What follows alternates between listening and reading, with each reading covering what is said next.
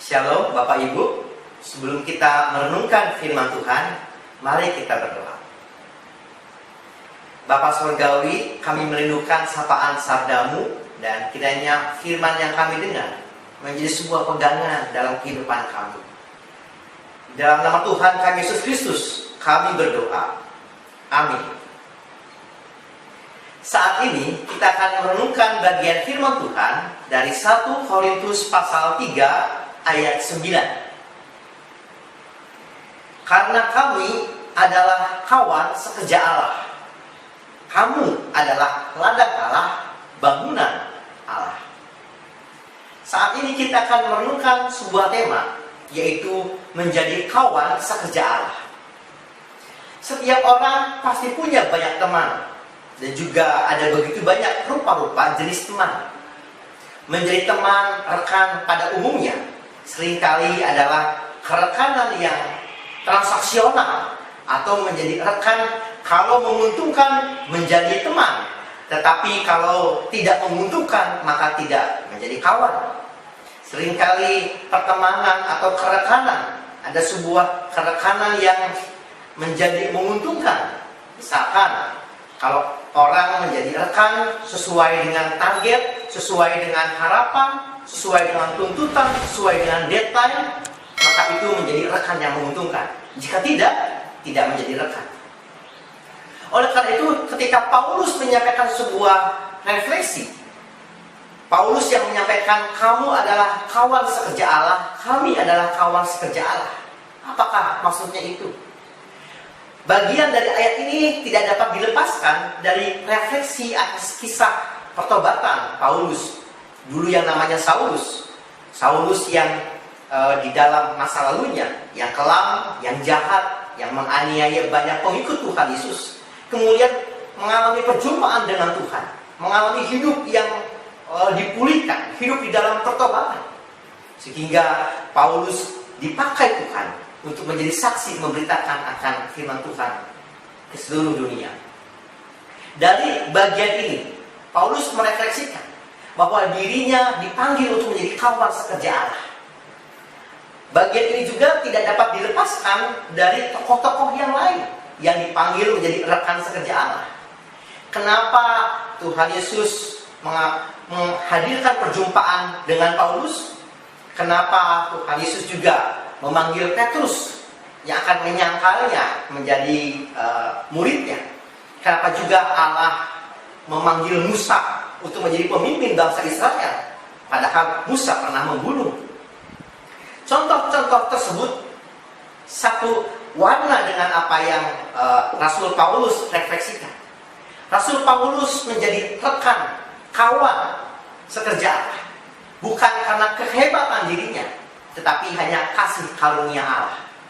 Karena kasih karunia Allah, inilah yang menjadi sebuah dasar dari kerekanan atau yang disebut dengan kawan sekerja Allah. Jika menjadi kawan pada umumnya, kalau kita berkawan, berrekan, kawan pada umumnya, commonly relationship, seringkali mempunyai sebuah pola. Polanya adalah pola jika dan maka.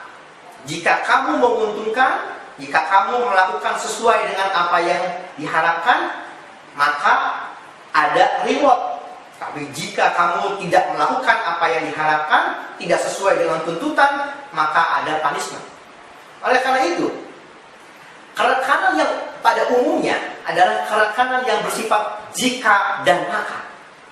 Tetapi Paulus merefleksikan, menjadi kawan sekerja Allah bukan jika dan maka. Polanya bukan demikian, tetapi dengan pola karena dan maka.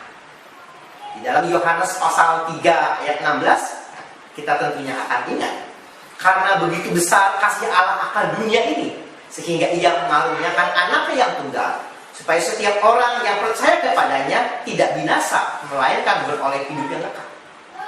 Sehingga Paulus merefleksikan, ketika Paulus dipanggil menjadi rekan sekerja Allah, itu adalah kemurahan Tuhan, kasih karunia Tuhan, karena kebaikan Tuhan yang sudah Paulus alami. Itu juga yang kemudian Paulus bagikan. Dengan demikian, relasi kerekanan adalah sebuah sebuah relasi yang penuh dengan syukur. Paulus juga menyampaikan berita tersebut kepada orang-orang Kristen yang ada di jemaat di Korintus. Lakukanlah kebaikan, karena engkau adalah kawan sekerja Allah. Engkau menjadi kawan sekerja Allah bukan karena kehebatan jemaat Korintus, tetapi hanya karena kasih kemurahan Tuhan kepada jemaat di Korintus. Seperti Tuhan Yesus yang mau berekan kerja dengan Paulus, seperti Tuhan Yesus mau berekan kerja dengan para murid, dengan perempuan yang ada di pinggir sumur, dengan Zakheus pemungut cukai. Karena begitu besar kasih, itulah juga yang menjadi panggilan Paulus untuk memberitakan Injil, memberikan kebaikan, menghadirkan peran Kristus, menyalurkan kembali kasih yang Paulus sudah terima.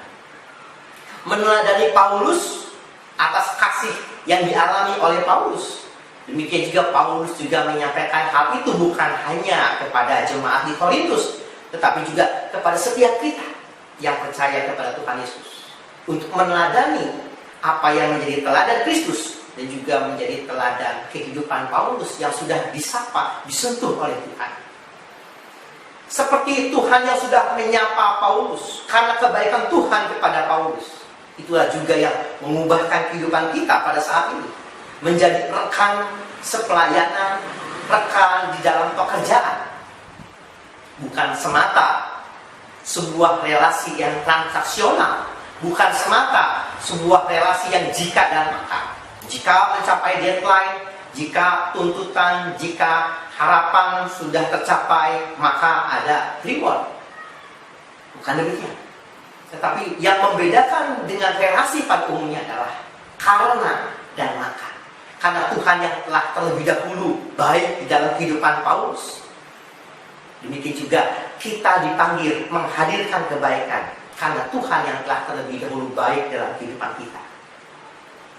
Bapak Ibu yang terkasih dalam Tuhan Yesus Kristus, ada dua orang yang berkawan, ada dua orang yang bersahabat. Anggaplah si A dengan si B. Si A dan si B ini sudah berkawan dan bersahabat. Mereka punya sebuah impian bersama. Impian bersamanya adalah menjadi pelukis. Si A berkata kepada si B, kita sama-sama punya impian menjadi pelukis. Karena kita tidak punya uang, aku punya satu ide. Bagaimana kalau kamu kuliah melukis, aku akan bekerja membiayai buat kamu. Kalau kamu sudah selesai kuliah melukis, nanti gantian. Kamu yang bekerja, aku yang sekolah melukis. Setuju? Setuju. Akhirnya sahabat yang pertama, si A, kuliah sekolah melukis. Dan setelah si A ini selesai dari sekolah kuliah melukis, mau menyampaikan bahwa studinya sudah selesai, dia mau menyampaikan kepada si B, sahabatnya. Ketika si A ini sampai kepada si B, sahabatnya, mau tiba di depan rumah, sebelum si A mengetuk pintu, dia melihat, dia mengintip si B, si sahabatnya itu sedang berdoa dengan tangan terlungkup seperti ini. Si sahabatnya sedang berdoa. Beginilah doanya. Tuhan, sahabatku yang sedang sekolah melukis akan segera selesai dan akan segera tiba.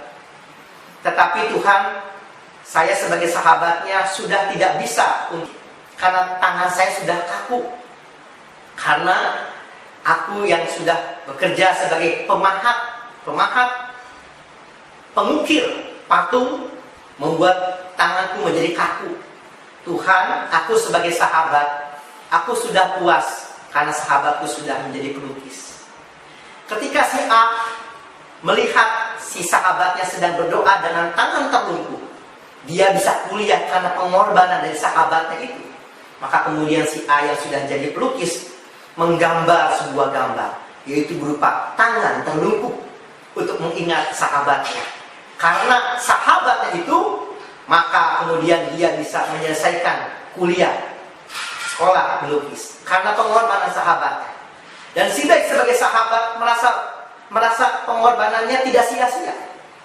karena pengorbanannya, karena dia memandang bahwa sahabatnya bahagia juga merupakan kebahagiaan dirinya. Rekan-rekan Bapak Ibu yang dikasihi Tuhan, ini juga merupakan sebuah panggilan kita. Bagaimana kita memandang kerekanan, bukan semata kerekanan berdasarkan panis and reward, tetapi untuk menyalurkan kebaikan kasih Tuhan yang sudah kita terima di dalam kehidupan kita. Kasih yang kebaikan yang sudah kita terima itulah juga yang kita berikan. Kebahagiaan seorang sahabat, seorang rekan adalah melihat ketika rekannya bertumbuh, dan itu merupakan sebuah kebaikan. Kita berbuat baik bukan karena dia telah terlebih dahulu baik kepada kita. Kita berbuat baik karena Tuhan yang telah terlebih dahulu baik dalam kehidupan kita. Kita mau mengubah sebuah relasi dari jika maka menjadi sebuah relasi karena dan maka. Karena Tuhan yang begitu baik kepada hidupku, ini yang mau aku hadirkan, menghadirkan kebaikan. Sebuah lagu yang mengingatkan kita, kalau kita mau menjadi kawan rekan yang baik bagi orang lain, seperti Tuhan yang melayani dengan hati, kita pun para guru dipanggil melayani dengan hati, melayani anak, mengasihi anak, mendidik anak-anak dengan hati, seperti Tuhan yang telah terlebih dahulu mengasihi kita semua. Sebuah lagu yang mengingatkan kita bahwa kita punya kawan yang sejati, yaitu Tuhan Yesus Kristus. Yesus kawan yang sejati bagi kita yang lemah, tiap hal boleh dibawa dalam doa padanya. Oh, betapa kita susah dan percuma berlelah bila kurang paslah diri dalam doa padanya. Lalu tersebut ada satu bagian yang menarik, itu Yesus kawan yang sejati baik kita yang lemah, tiap hal boleh dibawa dalam doa padanya.